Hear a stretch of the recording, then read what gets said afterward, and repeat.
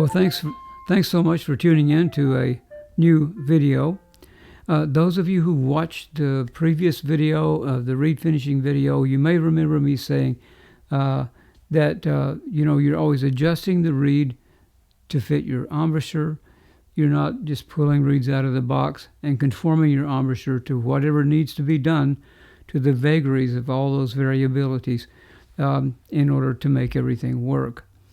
That's a way of never making the progress, especially artistic progress, never making the progress that you really should have made, all right?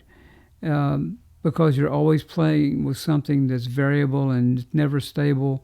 It's never the same. If you're going to get predictable results behind your nose, you have to have something to be the same as closely as possible all the time. And that is your reeds. And the only way you get that sameness with the reeds is with your mechanics and adjusting the reed. Okay, your fixed mechanics and adjusting the reed. You know, like trumpet players, they have it pretty much made, and flute players, because they're not dealing with nearly the amount of variables that reed players are dealing with. It's very hard to stay on top of your instrument when every time you put on a different reed, the reed plays, in the case of manufactured reeds out of the box, in radically different ways. Okay? You have to have some consistency in order to develop with consistency. And that consistency has to be in reeds because this is the one thing you're in control of yourself behind your nose, your embouchure, right? But what you're not in control of, most people are not in control of, they're not in control of the consistency of the reeds because they're pretty much helpless at working on reeds. And they've sort of given up. Maybe they've had methods that didn't work or whatever. But the thing is that if you're going to have consistency and progress in your own playing, you've got to get control of this reed issue because you're going to fix the reeds to fit your mechanics.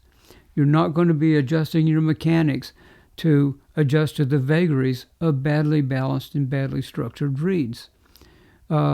It's a way to frustration and defeat, and I've seen a lot of good players fall victim to this because the reed is really the bugaboo. It's really the thing.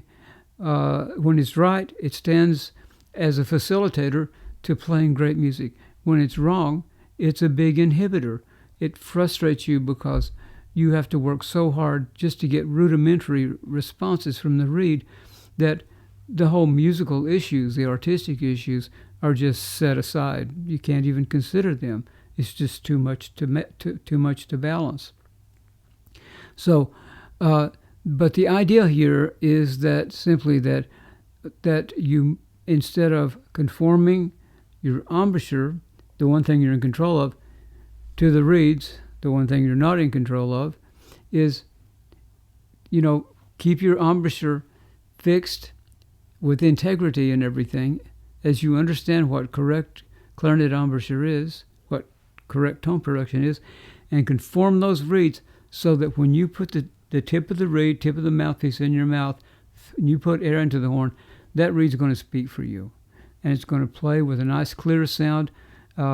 The sound, when I read this monograph, you'll understand it a little clearer. The sound has to be there. It has to. You can't be, going into the old Captain Crunch school, working on the reed because that's just so counterproductive in every possible way.